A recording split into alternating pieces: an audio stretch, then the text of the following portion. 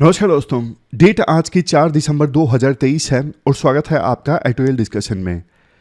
आज देखो, वैसे द हिंदू में न्यूज़ तो ज़्यादातर इलेक्शंस के नतीजों से भरी हुई है, लेकिन 4 इश्यूज डिटेल से डिस्कस करेंगे जो एग्जाम के पर्सपेक्टिव से इंपॉर्टेंट है। सबसे पहले तो देखो, लॉस एंड डैमेज फंड से संबंधित आर्टिकल है जिस पर यूपीएससी क्वेश्चन पूछ सकती है। लॉस एंड डैमेज फंड, जिसको लेकर सहमति बनी है कॉन्फ्रेंस ऑफ पार्टीज की 28वीं मीटिंग में। फिर इसके बाद डिसेबिलिटी से संबंधित हिंदू का ये आर्टिकल है, ये भी अच्छा आर्टिकल है। इसके बाद नेक्स्ट आर्टिकल हिंदू का ही है, एक अडल्ट्री से संबंधित। अडल्ट्री को रिक्रिमिनलाइज करने के लिए रिकमेंडेशन दी है parliamentary committee on home affair ने।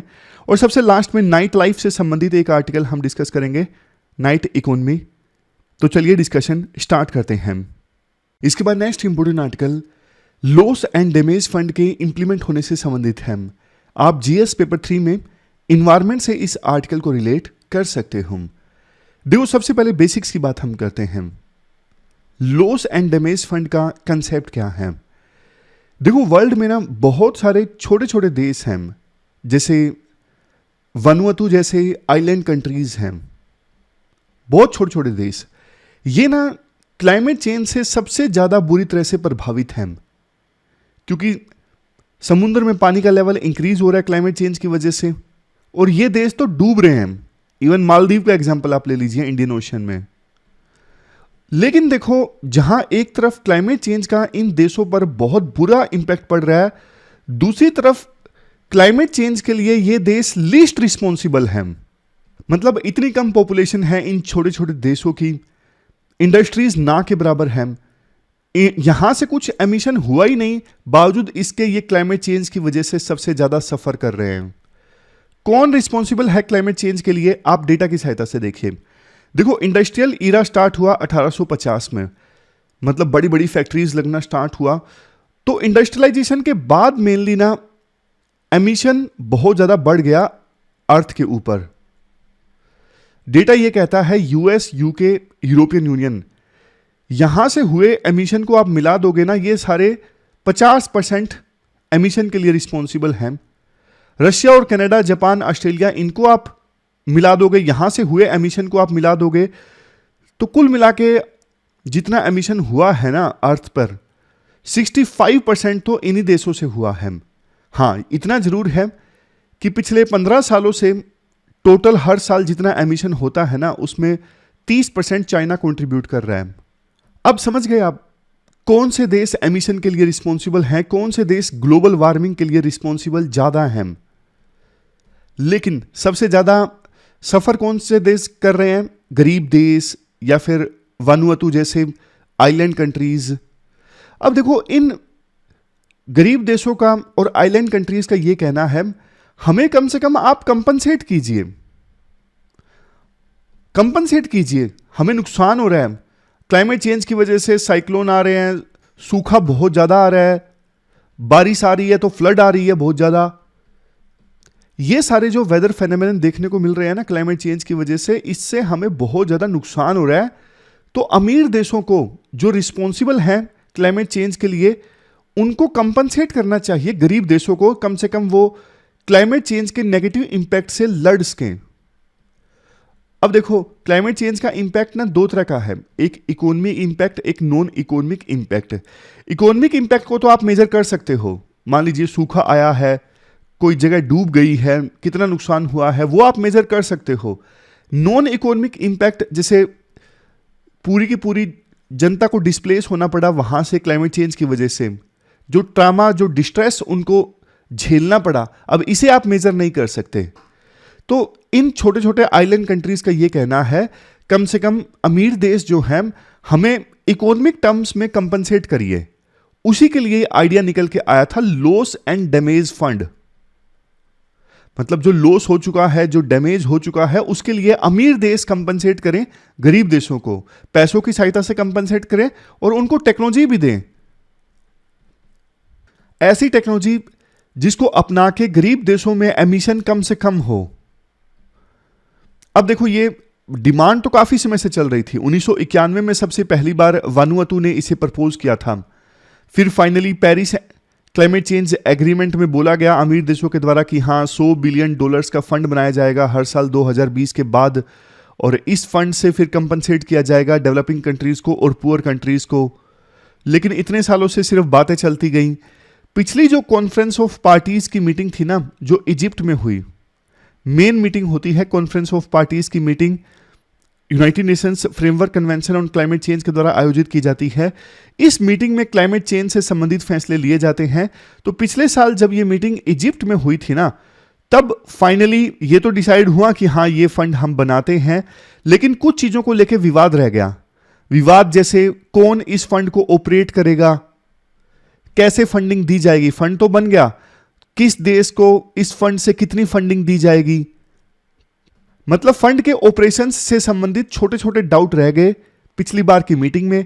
लेकिन इस बार दुबई में जो मीटिंग हो रही है कॉन्फ्रेंस ऑफ पार्टीज की 28वीं मीटिंग, इसमें सभी सवालों के जवाब अब मिल गए हैं। मतलब ऑपरेशन कैसे होगा इस फंड का, उस पर अब सहमति मिल गई है सभी देशों की। एक बड़ा क्वेश्चन यहां पे ये उठता है, इनिशियल फंडिंग कितनी होगी इस फंड की? बहुत ही कम। देखो इनिशियल फंडिंग $475 मिलियन की। यूएई ने कहा है कि हम इस फंड में $100 मिलियन देंगे, यूरोपियन यूनियन का कहना है हम $275 मिलियन, यूएस कहता है $17.5 मिलियन हम देंगे, जापान कहता है $10 मिलियन हम देंगे। देखो लॉस तो जैसे ये वानुअतु जैसे छोटे छोटे देश है ना, ऐसे 55 वल्नरेबल कंट्रीज हैं, इनको लॉस तो बहुत ही ज्यादा हुआ है क्लाइमेट चेंज की वजह से, जैसे $525 बिलियन, और ये लॉस बढ़ता ही जा रहा है। लेकिन फंडिंग प्रोमिस की गई है बहुत ही कम, ऊंट के मुंह में जीरा के समान। डेटा यहां पर देखिए, पिछले 20 सालों में 55 वल्नरेबल कंट्रीज को मिला के $525 बिलियन का नुकसान हुआ, और 2030 आते आते बल्कि एनुअल लॉस हो जाएगा $580 बिलियन। इसके बाद नेक्स्ट बिग क्वेश्चन जिस पर यूपीएससी प्री में क्वेश्चन पूछ लेती है, कौन ओवरसाइट करेगा इस फंड की, देखरेख कौन करेगा इस फंड की? इस फंड की देखरेख की जाएगी वर्ल्ड बैंक के द्वारा। डेवलपिंग कंट्रीज का ना कंसर्न था कि वर्ल्ड बैंक इस फंड की देखरेख ना करें, क्योंकि डेवलपिंग कंट्री को लगता था कि वर्ल्ड बैंक के ऊपर डोमिनेंस है अमीर देशों का, यूएसए जैसे देशों का। तो वर्ल्ड बैंक इस फंड की देखरेख करेगा तो मतलब अमीर देशों की मर्जी से ये फंड चलेगा। बट देखो कोई दूसरा अच्छा अल्टरनेटिव सामने आया नहीं, इस वजह से डेवलपिंग कंट्रीज को बात माननी पड़ी और वर्ल्ड बैंक ही अब इस फंड की देखरेख करेगा। लगातार कहां से पैसा आएगा इस फंड में, हर साल कौन देगा, इस बारे में देखो अभी भी डाउट्स हैं। इनिशियल फंडिंग तो विभिन्न देशों ने प्रोमिस कर दी, हर साल तो वो देंगे नहीं, तो बार बार इस फंड में पैसा कहां से आएगा इस चीज को लेकर डाउट है। लास्ट में देखो आर्टिकल में ये कहा जाता है, देखो ये बात सच है कि वर्ल्ड बैंक ट्रांसपेरेंसी संबंधित कंडीशंस मानेगा तभी वो इस फंड को ऑपरेट कर सकता है।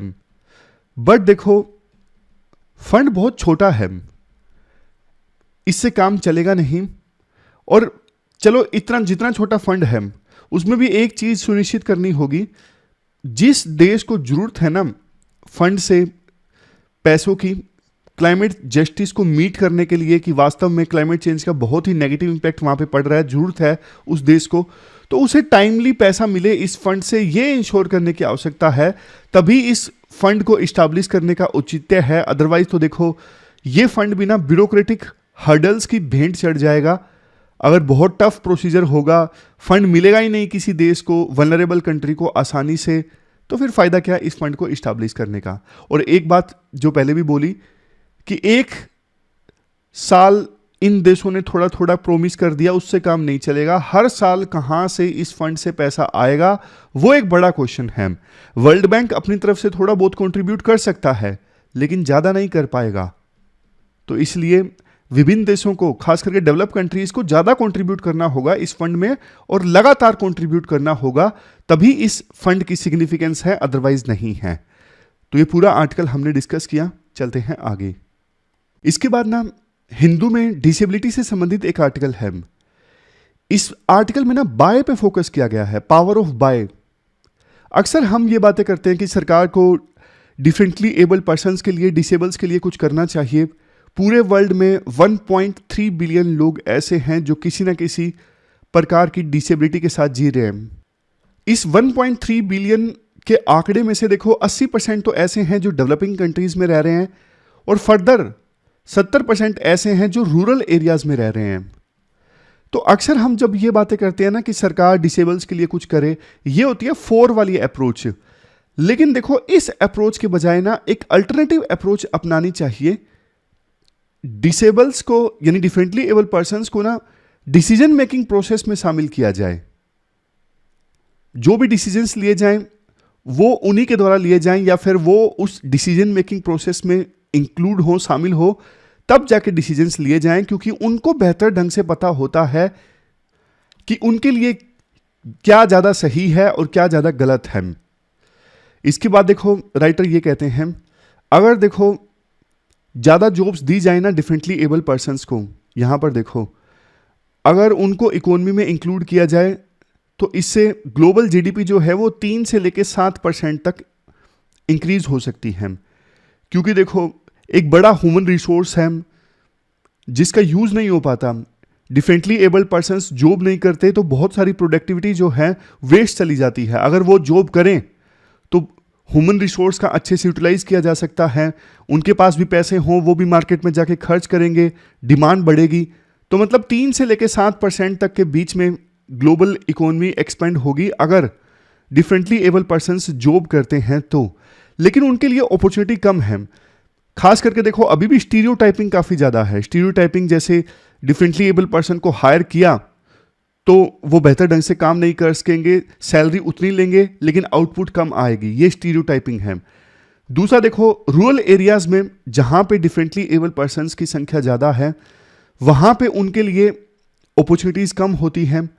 सरकार स्कीम्स चलाती हैं उनको एम्प्लॉयमेंट देने के लिए, उनको इंपावर करने के लिए, लेकिन रूरल एरियाज में खास करके डिफरेंटली एबल पर्सन्स को अवेयरनेस की कमी होती है, सरकार के इन प्रोग्राम्स के बारे में पता नहीं होता।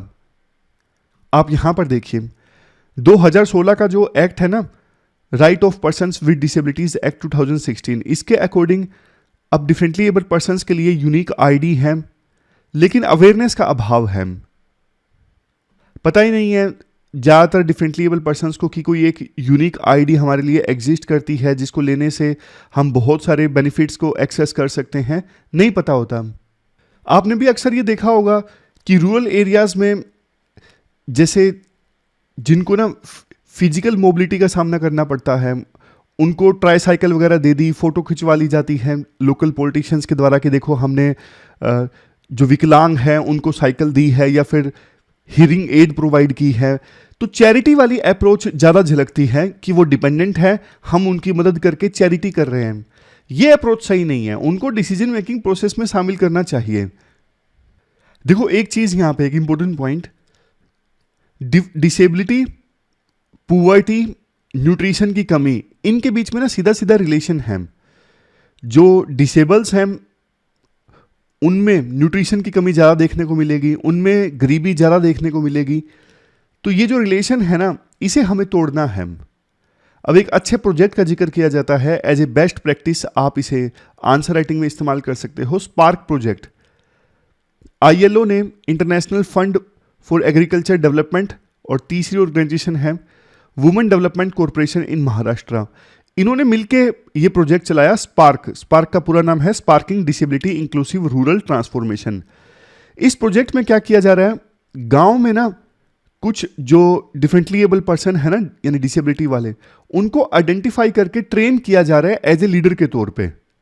समझ गए, गांव में कोई डिसेबल पर्सन को आइडेंटिफाई किया और उसे अब ट्रेन किया जा रहा है as a disability inclusion facilitator, as a leader के तौर पर। अब ये लीडर क्या करेगा, ये लीडर देखो बाकी जो डिफरेंटली एबल पर्सन्स हैं उनके साथ एंगेज करेगा, और इसके अलावा जो केयर गिवर्स हैं जो मदद करते हैं डिफरेंटली एबल पर्सन्स की, उनके साथ ये लीडर एंगेज करेगा जिसका नाम होगा डिसेबिलिटी इंक्लूजन फैसिलिटेटर। तो यही तो पूरे आर्टिकल का लक्ष्य था कि डिफरेंटली एबल पर्सन्स को शामिल किया जाए डिसीजन मेकिंग में, और ये प्रोजेक्ट यही कर रहा है, लीडर्स ट्रेन कर रहा है गांव गांव में। इसके अलावा ये स्पार्क प्रोजेक्ट अवेयरनेस फैलाने का काम भी कर रहा है। जो डिफरेंटली एबल पर्सन्स हैं उनको अपने अधिकारों के बारे में पता हो, यूनिक आईडी के कंसेप्ट के बारे में पता हो, बेनिफिट्स के बारे में पता हो, ताकि वो एक्सेस कर सके इन सभी चीज़ों को। इसके अलावा ये प्रोजेक्ट एक और काम कर रहा है, जैसे वो महिलाएं जो डिफरेंटली एबल हैं वो कैसे सेल्फ हेल्प ग्रुप को एक्सेस कर सकती हैं। तो मतलब बहुत बढ़िया है ये स्पार्क प्रोजेक्ट। आप इसको एज ए बेस्ट प्रैक्टिस के तौर पे लिख सकते हो, आंसर राइटिंग में यूज कर सकते हो। तो ये पूरा आर्टिकल हमने डिस्कस किया डिफरेंटली एबल पर्सन से संबंधित। 4 अप्रोच की बजाय बाय अप्रोच की आवश्यकता है। उनके लिए आप चैरिटी कर रहे हो, इस सोच के अवॉइड करने की आवश्यकता है। उनको डिसीजन मेकिंग में शामिल करो, डिसीजंस में वो इन्वॉल्व हो, ये अप्रोच हमें अपनाने की आवश्यकता है। चलते हैं आगे। इसके बाद देखो द हिंदू में एक बड़ा सा आर्टिकल है अडल्ट्री को रिक्रिमिनलाइज करने से संबंधित। देखो सबसे पहले तो मैं आपको बताता हूं अडल्ट्री होता क्या है, उसके बाद हम मेन इशू पे आते हैं। मेन इशू है क्या, सबसे पहले आप समझिए अडल्ट्री है क्या। एग्जाम्पल की सहायता से समझते हैं। देखो मान लीजिए कोई पर्सन है ए, जो मेल भी हो सकता है फीमेल भी हो सकता है, वो मैरिड है बी के साथ में, मतलब बी जो है ए का स्पाउस है। बी भी मेल हो सकता है फीमेल हो सकता है, ए और बी आपस में पति पत्नी हैं। अब ए और बी में से ए जो है वो सी के साथ में सेक्सुअल रिलेशन इस्टेब्लिश करता है, तो ये अडल्टरी है। कोई थर्ड पर्सन है सी, उसी प्रकार से ए बी आपस में पति पत्नी है, बी सी के साथ में सेक्सुअल रिलेशन इस्टेब्लिश करता है, तो वो भी अडल्टरी है। ये इस प्रकार का जो आप मीम देखते हो ये अडल्टरी होती है। देखो 2018 से पहले ना हमारे देश में अडल्टरी एक क्राइम हुआ करता था। हालांकि जेंडर न्यूट्रल नहीं था कानून। आईपीसी सेक्शन 497 में ये प्रोविजन था, अगर वाइफ का हस्बैंड के अलावा किसी दूसरे के साथ में सेक्सुअल रिलेशनशिप है और हस्बैंड के पास में सबूत है, हस्बैंड आईपीसी सेक्शन 497 के तहत कंप्लेंट फाइल कर सकते थे उस पर्सन के खिलाफ जिसने हस्बैंड की वाइफ के साथ में सेक्सुअल रिलेशनशिप इस्टेब्लिश किए, तो फिर उस पर्सन को 5 साल तक की सजा हो सकती थी। ये प्रोविजन था आईपीसी सेक्शन 497 में। लेकिन 2018 में ना एक वर्डिक्ट आया, Joseph shrine versus union of India case में 2018 में सुप्रीम कोर्ट ने इस प्रोविजन को ना स्ट्राइक डाउन कर दिया। सुप्रीम कोर्ट ने सबसे मेन लॉजिक जो दिया था ना वो ये दिया था, एक तो देखो ये आर्टिकल 21 के अगेंस्ट है, हर किसी को अपना पार्टनर चूज करने का अधिकार है, ये प्राइवेसी का हनन है। और दूसरा ये सेक्शन तो ये अज्यूम कर रहा है कि वाइफ जो है हस्बैंड की प्रॉपर्टी है और हस्बैंड से पूछे बिना वाइफ ने किसी दूसरे के साथ में सेक्सुअल रिलेशनशिप इस्टेब्लिश कर ली, तो मतलब एक प्रकार से woman is commodity of husband, और पैट्रियार्की को आगे ले जाने वाला ये प्रोविजन है, इसलिए हम स्ट्राइक डाउन कर रहे हैं। बट देखो अब आपको पता है अगस्त में ना सरकार ने 3 नए बिल्स प्रेजेंट किए, आईपीसी को रिप्लेस करने के लिए, सीआरपीसी को रिप्लेस करने के लिए, इंडियन एविडेंस एक्ट को रिप्लेस करने के लिए 3 नए बिल्स पार्लियामेंट में प्रेजेंट किए गए हैं, जिस पर ना हाल ही में parliamentary committee on home affairs ने अपनी रिपोर्ट सौंपी। रिपोर्ट में ना parliamentary committee on home affairs ने यह सजेस्ट किया कि अडल्ट्री जो पहले क्रिमिनल ऑफेंस हुआ करता था ना, इसको वापस लाया जाए। सुप्रीम कोर्ट ने इसे डीक्रिमिनलाइज कर दिया था, लेकिन parliamentary committee on home affair ने कहा है इसे फिर से क्रिमिनलाइज किया जाए, लेकिन इस बार ये जेंडर न्यूट्रल होना चाहिए। शिकायत सिर्फ किसी मैन के अगेंस्ट नहीं, वुमेन के अगेंस्ट भी हो सके ऐसा प्रोविजन होना चाहिए, जेंडर न्यूट्रल ये कानून होना चाहिए। तो हमने दोनों पक्षों के आर्गुमेंट्स डिस्कस करते हैं। फेवर में क्या आर्गुमेंट्स हैं, क्यों अडल्ट्री को क्रिमिनलाइज करने की आवश्यकता है। देखो इससे मैरिज जो हमारे समाज में एक पवित्र इंस्टीट्यूशन माना जाता है, इसकी पवित्रता को हम बचा सकते हैं। अगर अडल्ट्री एक क्रिमिनल ऑफेंस है तो ये जो चीजें हैं ना, ये वेस्टर्न वर्ल्ड की हैं कि हाँ हर किसी को अपना पार्टनर चूज करने का अधिकार है। हमारा समाज तो देखो वैल्यूज वाला समाज है, इंडियन समाज वैल्यूज के लिए जाना जाता है। अगर हस्बैंड वाइफ एक दूसरे के प्रति लॉयल हैं तो ज्यादा बढ़िया है। अगर अडल्ट्री एक क्रिमिनल ऑफेंस है तो और भी बेहतर ढंग से डेटरेंस पैदा होगा, डर पैदा होगा। नेक्स्ट पॉइंट, ये देखो मैरिड मैन और मैरिड वुमेन के अधिकारों की सुरक्षा करेगा। इवन देखो अडल्ट्री की वजह से होता क्या है, शादी के बाद एक्स्ट्रा मैरिटल अफेयर चलाते हैं हस्बैंड या फिर वाइफ, बच्चों का भविष्य खतरे में आ जाता है। मतलब बच्चे बच्चे बेचारे कहाँ जाते हैं, फिर डाइवोर्स तक नौबत आ जाती है। लेकिन अडल्ट्री एक क्रिमिनल ऑफेंस होगा तो हस्बैंड वाइफ ये काम नहीं करेंगे और बच्चों का जो भविष्य है वो सही रहेगा। इसके बाद लास्ट पॉइंट देखो, ज़्यादातर धर्म जो है वो अडल्ट्री के अगेंस्ट बोलते हैं, तो अडल्ट्री को एक क्रिमिनल ऑफेंस बनाया जाता है तो ये रिलीजियस बिलीव्स के साथ भी अलाइन करता है। लेकिन अब कुछ आर्ग्यूमेंट्स जो अगेंस्ट हैं, ये सिटीजन्स की पर्सनल लिबर्टी को वायलेट करता है, सिटीजन्स मर्जी चाहे कुछ भी करें। इसके बाद एविडेंस गैदर करना कई बार डिफिकल्ट होता है, मतलब सबूत इकट्ठा करना अडल्ट्री को साबित करने के लिए बहुत डिफिकल्ट होता है। ये इंडिविजुअल प्राइवेसी और इंडिविजुअल राइट्स के अगेंस्ट है, आर्टिकल 21 के अगेंस्ट है, राइट टू लाइफ के अगेंस्ट है। फिर एक पॉइंट ये बोला जाता है कि अगर देखो हस्बैंड वाइफ के बीच में आपस में प्यार नहीं है तो हस्बैंड वाइफ को हक है कि वो कहीं और से प्यार तलाशें। तो फिर मतलब सभी को हक है ना, अगर शादी में नहीं प्यार मिल रहा है, वो इमोशंस नहीं है। हालांकि इसके अगेंस्ट फिर एक और आर्गुमेंट भी आता है, अगर प्यार नहीं है तो डाइवोर्स ले लो, डाइवोर्स कर लेने के बाद में आप प्यार मोहब्बत कर सकते हो दूसरों के साथ। शादी में रहते हुए प्यार मोहब्बत दूसरों के साथ करना तो सही नहीं है। मतलब डिबेटेबल पॉइंट्स हैं। आप वैसे कमेंट बॉक्स में बताइए आपकी क्या राय है। एडल्ट्री को देखो जस्टिफाई तो किसी भी कीमत पे नहीं किया जा सकता, मतलब हमारे समाज के हिसाब से देखें तो अडल्ट्री इज नॉट एक्सेप्टेबल। वैसे लास्ट आर्ग्यूमेंट एक ये दिया जाता है अगेंस्ट में कि अडल्ट्री को क्रिमिनलाइज करना ये एक प्रकार से सरकार के इंटरफेरेंस के समान है। सरकार स्पाउसेस के जो इंटरनल मैटर्स हैं, प्राइवेट मैटर्स में, उनमें इंटरफेयर कर रही है। अडल्ट्री को क्रिमिनलाइजेशन का मतलब ये है, और सरकार को प्राइवेट मैटर्स में इंटरफेयर नहीं करना चाहिए। तो ये पूरा आर्टिकल हमने डिस्कस किया, दोनों तरफ के आर्गुमेंट्स हमने डिस्कस किए। अभी तो सिर्फ रिकमेंडेशन भेजी है parliamentary committee on home affairs के द्वारा, बाद में सरकार डिसाइड करेगी कि फाइनली इसे बिल में शामिल करना है या नहीं करना है। इसके बाद देखो नेक्स्ट आर्टिकल इंडिया में नाइट इकोनॉमी से संबंधित है। आप देखो जीएस पेपर 3 से इस आर्टिकल को रिलेट कर सकते हो। बहुत से लोगों के द्वारा ना ये मांग की जाती है कि नाइट में ना बहुत स्कोप है। वैसे देखो जनरली होता क्या है, नाइट में सब लोग दुकानें बंद करके चले जाते हैं, नाइट में इकोनॉमिक एक्टिविटीज कम से कम होती हैं।